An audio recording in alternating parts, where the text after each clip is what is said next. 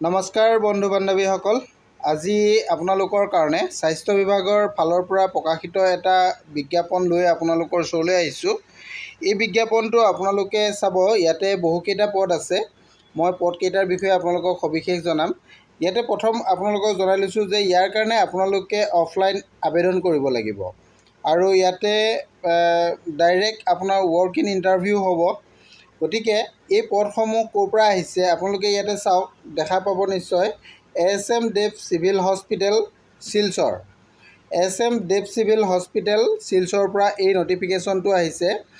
ইয়াতে অসমৰ সকলো কেণ্ডিডেটে ইয়াত আবেদন কৰিব পাৰিব, যিহেতু এইটো চিভিল হস্পিটেলৰ পদ হয় আৰু এই পদকেইটা কণ্ট্ৰেকচুৱেল পদ হয়। এইটো ইয়াতে উল্লেখ কৰা আছে যে এইকেইটা পদকেইটা কণ্ট্ৰেকচুৱেল পদ হয়। এইটো আপোনালোকে নিশ্চয় বুজি পাইছে। এতিয়া আমি আহোঁ পদকেইটা কি কি। প্ৰথম আপুনি যদি চাই, ফাৰ্ষ্ট পদটো আছে MBBS ডক্টৰ।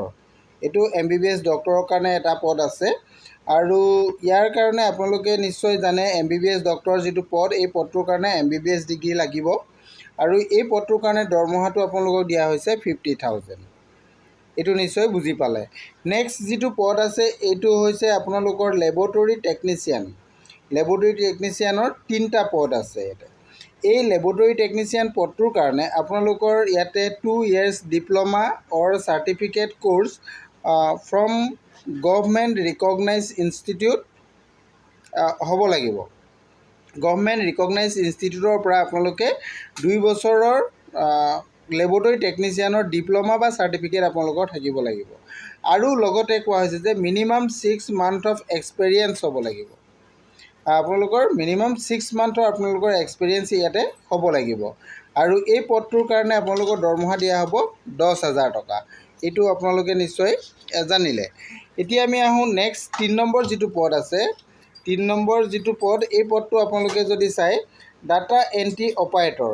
এই ডাটা এণ্ট্ৰি অপাৰেটৰ পদ আছে 4টা আৰু এই ডাটা এণ্ট্ৰি অপাৰেটৰ পদটোৰ কাৰণে আপোনালোকৰ কোৱালিফিকেশ্যন যদি আপোনালোকে চাই, ইয়াতে নিশ্চয় দেখিছে গ্ৰেজুৱেট ইন এনি ডিচিপ্লিন আপোনালোকৰ থাকিব লাগিব। গ্ৰেজুৱেট আপোনালোকৰ এনি ডিচিপ্লিনত গ্ৰেজুৱেট হ'ব লাগিব। লগতে আপোনালোকৰ diploma in computer application at least 6 months।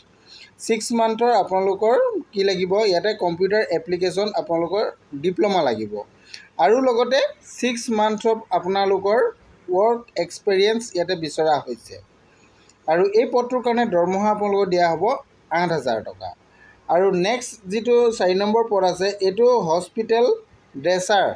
Hospital ড্ৰেছাৰৰ এটা পদ আছে। ইয়াতে 4টা পদ আছে আৰু এই পদটোৰ কাৰণে আপোনালোকৰ শিক্ষা লাগিব হাই ছেকেণ্ডেৰী পাছ, অৰ্থাৎ ক্লাছ 12 পাছ আপোনালোকৰ লাগিব আৰু আপোনালোকে ইয়াতে 6 months of experience any government or private hospital, গভৰ্ণমেণ্ট বা প্ৰাইভেট হস্পিটেলত কাম কৰাৰ আপোনালোকৰ অভিজ্ঞতা ইয়াতে বিচৰা হৈছে। দৰমহা দিয়া হ'ব আপোনালোকৰ ইয়াতে 5,000 টকা। আপোনালোকে এতিয়া সকলোকেইটা পদৰ বিষয়ে জানিলে। এই পদকেইটা এতিয়া আপোনালোকে আবেদন কৰিবলৈ হ'লে বয়সটো আপোনালোকৰ কিমান প্ৰয়োজন হ'ব। আমি ডক্টৰ পদটো বাদ দি বাকী যিকেইটা পদ আছে, আপোনালোকৰ laboratory technician, data entry operator আৰু হস্পিটেল ড্ৰেছাৰ, এই পদকেইটাৰ কাৰণে বয়সটো আপোনালোকৰ ইয়াতে 18 বছৰৰ পৰা 35 বছৰ বিচৰা হৈছে। এইটো আপোনালোকে দেখিছে, এই 18 বছৰৰ পৰা 35 বছৰটো আপোনালোকৰ 1/1/2025লৈকে হ'ব লাগিব। এইটো বয়সৰ কথা আৰু ডক্টৰৰ পদটোৰ কাৰণে ইয়াতে 65 yearsলৈকে হ'ব লাগিব আৰু এইটো 31/12/2025লৈকে। 31/12/2025লৈকে যদি তেওঁ 65ৰ ভিতৰত আছে তেতিয়া তেওঁ আবেদন কৰিব পাৰিব। আৰু এই পদকেইটাৰ বিষয়ে আপোনালোকে কেনেধৰণে আবেদন কৰিব। আবেদন কৰিবলৈ হ'লে আপোনালোকে ষ্টেণ্ডাৰ্ড ফৰ্মৰ সহায়ত আপোনালোকে আবেদন কৰিব লাগিব। আছাম গেজেট পাৰ্ট 9ৰ যিখন ষ্টেণ্ডাৰ্ড ফৰ্ম আছে, সেই ষ্টেণ্ডাৰ্ড ফৰ্মখন ফিল আপ কৰিব লাগিব। ফিল আপ কৰি লগত আপোনালোকে 2 কপি পাছপৰ্ট চাইজ ফটোগ্ৰাফ আৰু আপোনালোকৰ ফটোকপি কৰি দিব লাগিব educational qualification, admit card, marksheet, caste certificate, Aadhaar card and other relevant certificate and testimonial. আৰু ইয়াৰ ৰিলিভেণ্ট যিখিনি ডকুমেণ্টছ আপোনালোকৰ লাগিব, এইখিনি ডকুমেণ্টছ আপোনালোকে লগত গাঁঠি দিব লাগিব।